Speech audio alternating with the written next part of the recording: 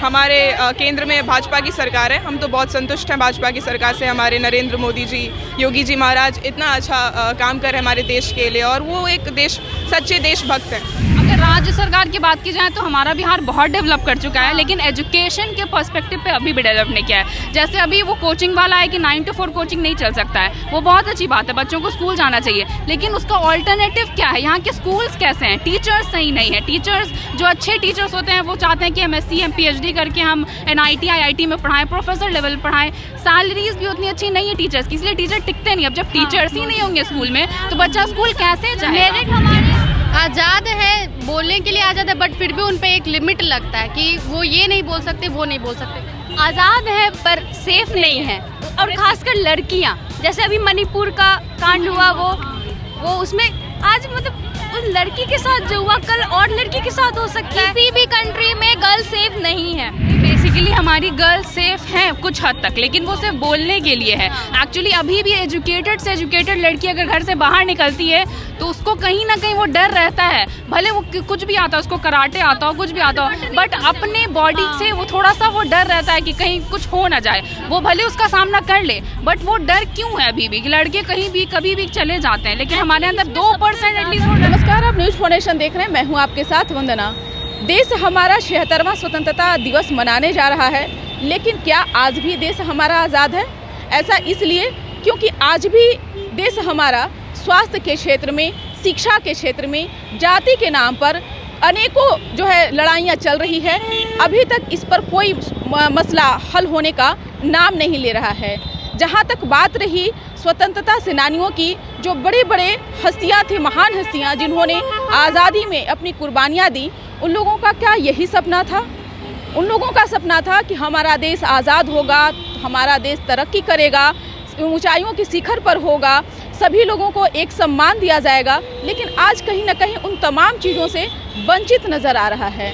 कुछ जानने की कोशिश करते हैं युवा लड़कियों से, जो कॉलेज की लड़कियां हैं, उन लोगों से जानने की कोशिश करते हैं कि लड़कियां आखिरकार इस देश में आज़ाद महसूस करती हैं या नहीं। तो चलिए कुछ लोगों से जानने की कोशिश करते हैं। देखिए, इस सवाल का जवाब हम आपको बहुत ही एक संयम रूप से देना चाहेंगे कि देश के आज़ाद हुए कल 76 साल हो जाएंगे, पर हमको ये खुद में ये पूछना चाहिए कि क्या सचमुच में देश आज़ाद है? तो हम इस बात को जानेंगे कि आज भी लोग जो हैं वो अपने आप को दिखावे में, मतलब दिखावा ज़्यादा करना चाहते हैं। वो जैसे कि हमारे जो भी हमारे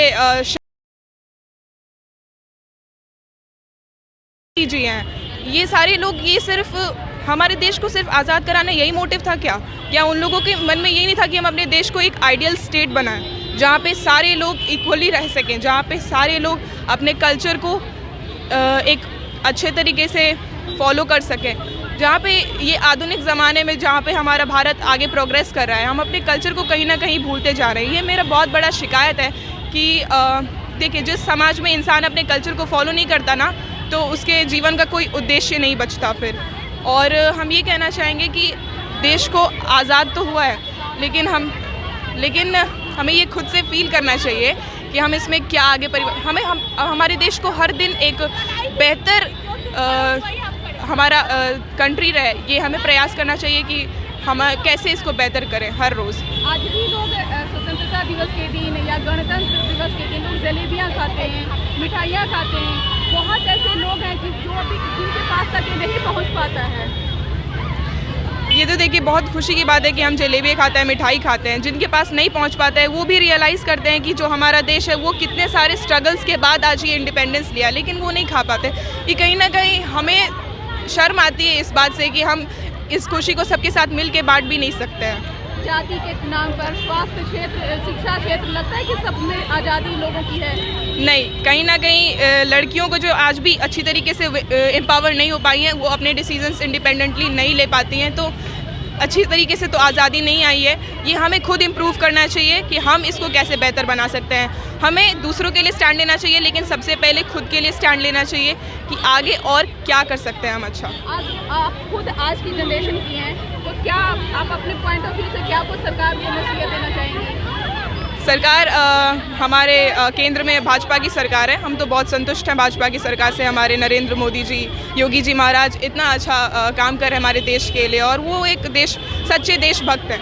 तो उनसे सिर्फ ये कहना चाहेंगे कि हमें जो है हमारे कल्चर के नज़दीक जाना है। हमें अब ये जो भी फॉल्स नैरेटिव बताया जाता था, जो भी बचपन से हमें पढ़ाया जाता था, वो हमें अब पता चल चुका है कि उसमें कुछ सच्चाई नहीं थी। तो सबसे पहला बात हम यही कहना चाहेंगे कि हमें हमारे कल्चर के नज़दीक जाना है। बिहार सरकार को क्या कुछ अपने तरफ? बिहार सरकार को प्रोग्रेस करने का ज़रूरत है। अभी भी बहुत सारे नेगेटिव न्यूज़ आते रहते हैं बिहार में, तो उनको प्रोग्रेस करने का ज़रूरत है। हालांकि हमारा जो बिहार का ग्लोरियस हिस्ट्री है वो बच्चों के सामने नहीं आ पाया है, तो उसको आने का ज़रूरत है। क्या किसको? तेजस्वी यादव बहुत ही बिल्कुल एक युवा नेता हैं, लेकिन उनसे शिकायत है कि वो जितना बोलते हैं उस पे थोड़ा मतलब प्रैक्टिकली उसको किया भी, हाँ ऑन ग्राउंड उसको अनएम्प्लॉयमेंट पे थोड़ा उनको ध्यान देना चाहिए।